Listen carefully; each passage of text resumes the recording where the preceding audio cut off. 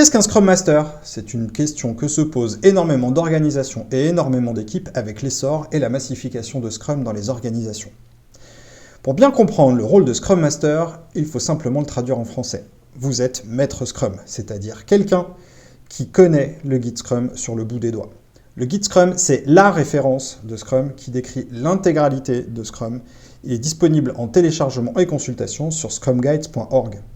Lorsque vous lirez le descriptif du Scrum Master, vous verrez qu'il est décrit comme un servant leader, quelqu'un qui est au service de l'équipe. Quelqu'un qui est au service de l'équipe ne veut pas dire qu'il est esclave de l'équipe ou qu'il fait tout pour l'équipe, mais vraiment quelqu'un qui aide à faire grandir l'équipe. C'est un nouveau rôle, souvent un peu ovni, quelque chose qui n'était pas connu avant, et évidemment c'est tout l'intérêt de comprendre quelles sont les fonctions et les missions du rôle de Scrum Master.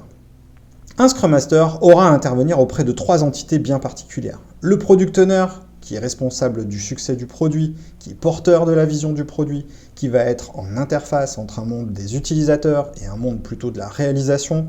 J'ai un rôle énorme à jouer avec le Product Owner pour lui sécuriser le travail, pour être garant de son rythme et de s'assurer que cette personne est bien en disponibilité à la fois pour les équipes, mais également pour la compréhension du produit avec les utilisateurs. En tant que Scrum Master, je travaille énormément avec l'équipe de développement. Attention, si vous êtes en informatique, à ne pas confondre équipe de développement avec développeur informatique. On parle bien ici d'une équipe pluridisciplinaire qui intègre donc l'ensemble des compétences qui sont nécessaires, l'ensemble de l'ingénierie pour produire le produit. Et enfin, j'ai un certain nombre d'actions à mener auprès de l'organisation, c'est-à-dire toutes les personnes qui ne sont pas mobilisées dans un rythme Scrum. Pour cela, et c'est clairement décrit dans le guide Scrum, je vais développer 4 postures. La première, une posture de sachant. En tant que Scrum Master, les personnes vont voir en moi la personne qui maîtrise Scrum sur le bout des doigts. Je ne vous cache pas que vous aurez donc à lire plusieurs fois le guide Scrum, plusieurs fois dans votre vie, le comprendre, chacun des paragraphes, l'ensemble des subtilités, vous outiller avec des techniques et des outils que vous trouverez facilement sur Internet, mais également confronter vos pratiques avec d'autres professionnels pour comprendre quels sont les rouages et les subtilités de Scrum. Deuxième posture que je vais développer en tant que Scrum Master, la posture de coach. On est plutôt ici sur une posture dite basse, c'est-à-dire partir du postulat que je ne sais pas.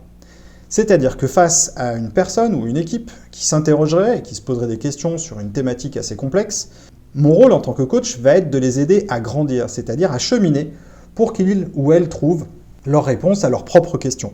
C'est une posture qui n'est pas nécessairement connue dans l'ensemble des organisations, où souvent on va s'adresser à une personne pour qu'elle nous donne son avis. Là, en tant que coach, je vais souvent poser des questions et les inviter à cheminer. Troisième posture que je vais également développer en tant que Scrum Master, la posture de facilitateur. En tant que facilitateur, je suis la personne désignée pour animer l'ensemble des rituels Scrum, mais également l'ensemble des rencontres qu'une équipe Scrum serait amenée à organiser. Je vais donc poser un cadre bienveillant qui autorise, qui sécurise. Je vais garantir le cadre, je vais l'animer, le faire évoluer pour que les équipes cheminent et puissent produire, décider dans le cadre qu'elles ont décidé. Poser un cadre, ça veut dire que l'ensemble des personnes qui sont à l'intérieur de ce cadre savent pourquoi elles sont là, ce qu'elles vont produire, comment elles vont s'y prendre, quel est le livrable qui est attendu, et également anticiper l'ensemble des freins. C'est une posture nouvelle où je ne serai pas partie prenante du contenu, qui va nécessiter de la distance, beaucoup d'écoute et beaucoup de bienveillance. Enfin, dernière posture, celle d'agent du changement. En tant que Scrum Master, j'ai un rôle énorme à jouer dans la mise en place de Scrum. De plus en plus d'organisations choisissent de passer à l'agilité, de développer leur agilité, souvent en choisissant par défaut Scrum. Que ce soit un bon ou un mauvais choix, il convient d'avoir un certain nombre de connaissances sur ce que sont les théories du changement.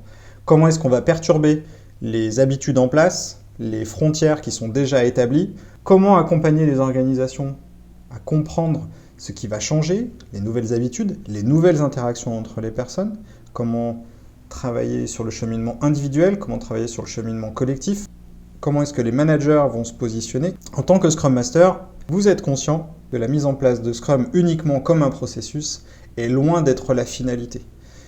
Un changement se prépare, se conduit, se suit individuellement et collectivement. Il y aura forcément des personnes très motivées, d'autres pas spécialement réceptives et enfin peut-être des réfractaires. Pour vous protéger et pour vous sécuriser, et garantir aussi la sécurité des personnes que vous accompagnerez, il est important de s'appuyer sur un certain nombre de théories du changement. En tant que Scrum Master, c'est tout ça, et bien plus encore. Pour avoir la suite, je vous renvoie vers la conférence complète sur ce sujet. À très bientôt sur supertil.fr.